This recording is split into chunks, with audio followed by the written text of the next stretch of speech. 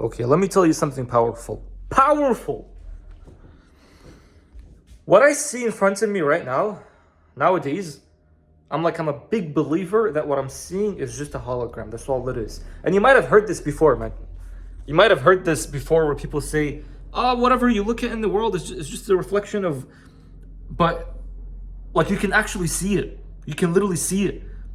Try this for just a week. Just a week. Try to think nothing. Literally think nothing.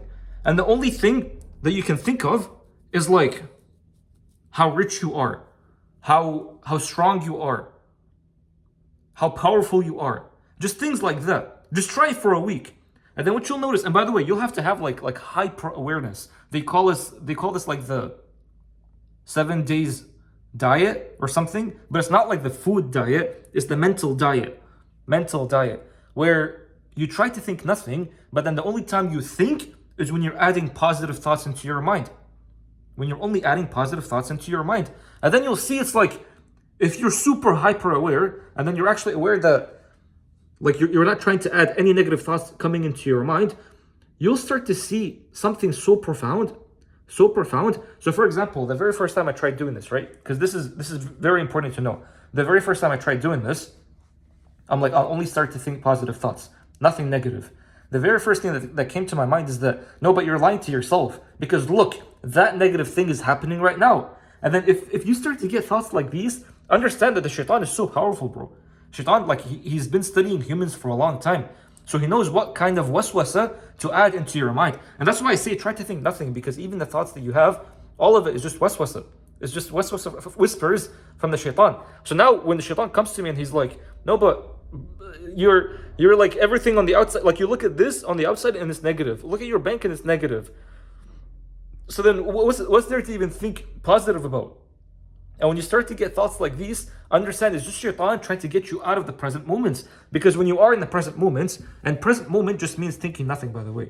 Because when you're thinking nothing, then what's there to be doing after? Just being in the present. Just being in the now. That's all it is.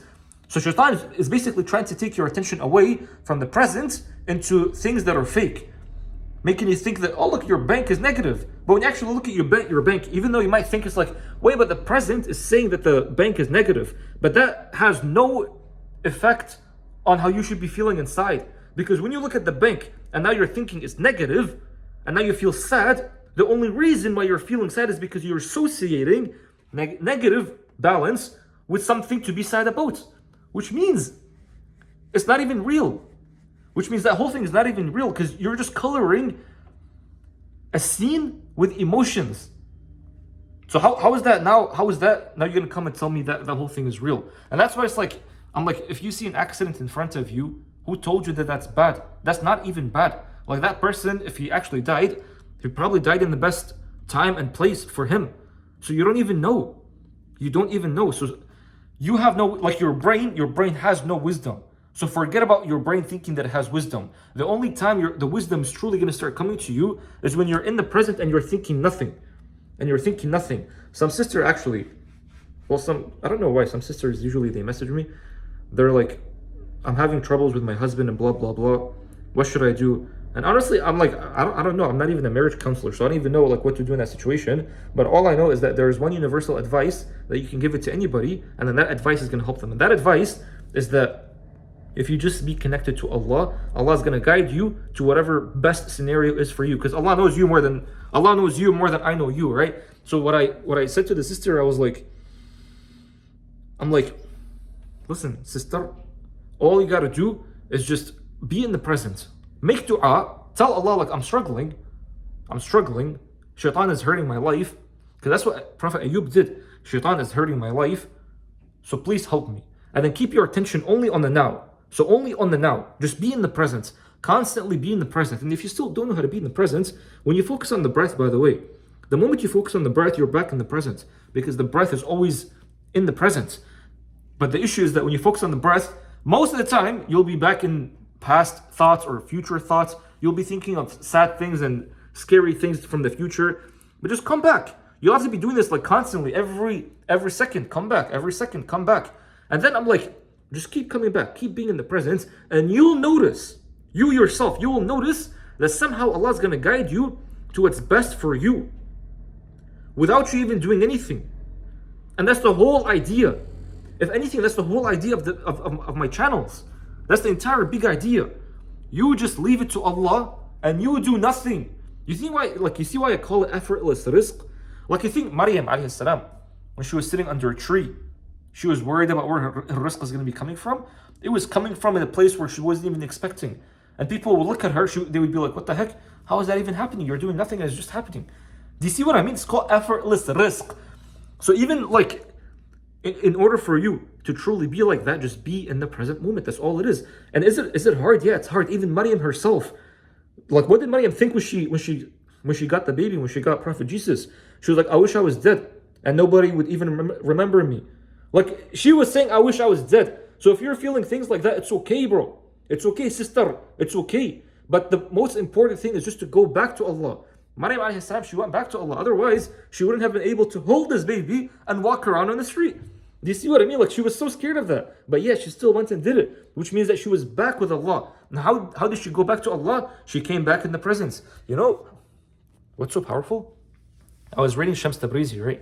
And Shams Tabrizi said, he was like, heaven and hell are not they're not only things that are going to be coming in the future. They're not only physical things. Heaven and hell are also states.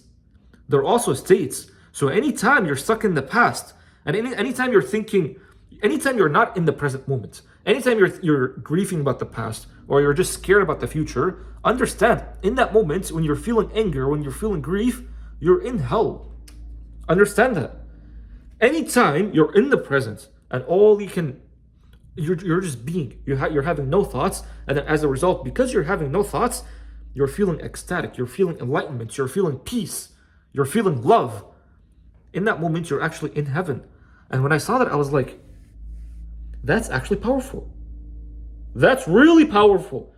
Because it makes you think it's like, and I said this before, I'm like, if you're feeling horrible right now, and you're feeling so much jealousy, so much anger, don't ever expect that you'll die and you'll go to heaven. How can you go to heaven? Allah says like, you won't even get to heaven if you have an ounce of pride. An ounce of pride. And then when you look at the emotional charts, pride is like the highest negative emotion, which means anything below that, you can't get to heaven. Like if I tell you right now, anybody who's above 18 can enter the ride, which means anybody who's below 18 can't enter the ride.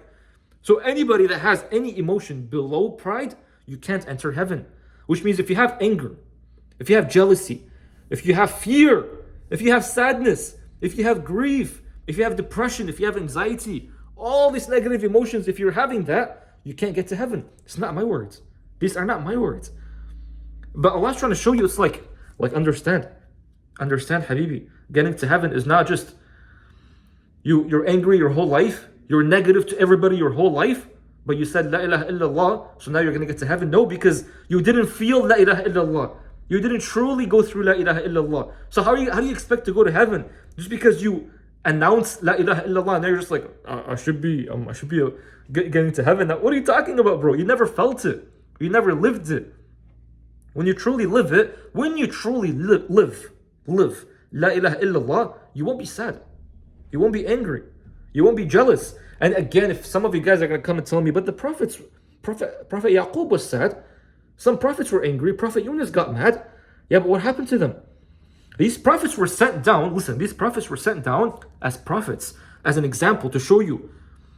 You're right now in a state that does not get you to heaven. What are you supposed to do? La ilaha illallah. Now because you did this, you go to heaven. Prophet Yunus, what did he do? He was angry. He was angry. What happened to him? He was swallowed by the whale, by the fish. But then what did he do? La ilaha illa anta. Like he was putting all of his attention to Allah. La ilaha illa anta. Subhanaka inni kuntu min al-zalimin. Like there is no God but Allah. How beautiful Allah is. I was from the wrongdoers. My fake self was from the wrongdoers. So he knew that. He knew that. And then as a result, Allah took him out of the fish. And where is he? Obviously he's in heaven. He's a prophet. So all these prophets understand. These prophets don't look at them and be like, no, but this prophet got mad, so it's okay for me to get mad. No. The prophet got mad to show you an example of what to do when you get mad. What to do when you get sad. What to do when you are in negative emotions. What are you supposed to do? Go back to Allah. That's all you're supposed to do. You realize how it's so simple? I get people, they're like, you're not a scholar. Who are you to talk about? I'm like, bro, what are you talking about? There is no need for scholarly. You don't need to be a scholar to come and understand these things. These things didn't just come for like only scholars. By the way, that's the mistake of the Christians. They did that mistake. And the Jews, they did that mistake. Because what did they do? They were like, the book can only be interpreted by the scholars. The book can only be interpreted by the Pope, by the people that have the degrees. Which means that now, if you don't have a degree, you can't even come and read this book because you don't have a degree. So then now they made this book only exclusive to the high level people. So like people that are not into this stuff, no. You have to go to the scholar and then you start to get your knowledge. Nothing wrong with only relying on scholars, but I'm telling you things that like common sense things. Stay in the present.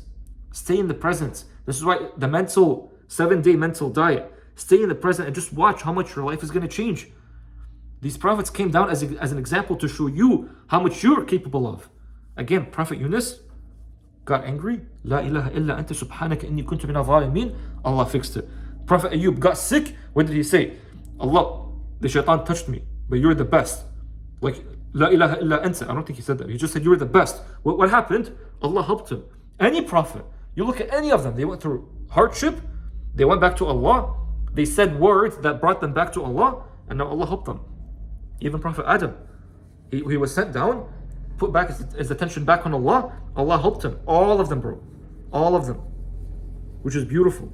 Because now, when you are struggling and then you're asking for advice, like my husband is doing this, my wife is doing this, my mother is doing this is happening, what are you supposed to do? The solution is with the prophets themselves. They came as an example. Place your attention back on Allah. Stay in the presence.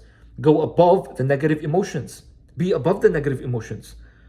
And then once you're above it, and then you'll know when you are above it, when you're feeling love, when you're feeling enlightenment, when you're feeling all these positive emotions, now you'll see the effect is going to start happening on the outside. Who's causing that? Allah's causing that. But that's the law. That's the divine law. You have to go through it. You have to plant the seed before you see the fruits. So you actually have to go through the action so you can see the result. Don't be thinking action is just you applying for jobs, it's just you saying things to people, it's just you working on your laptop. That's not just what action is. Action can be as simple as you sitting down in meditation and placing all your attention back to Allah, and that's it. That's enough of an action to do. Understand that. But anyway, I'm hoping this was helpful, man. If it was helpful though, just let me know.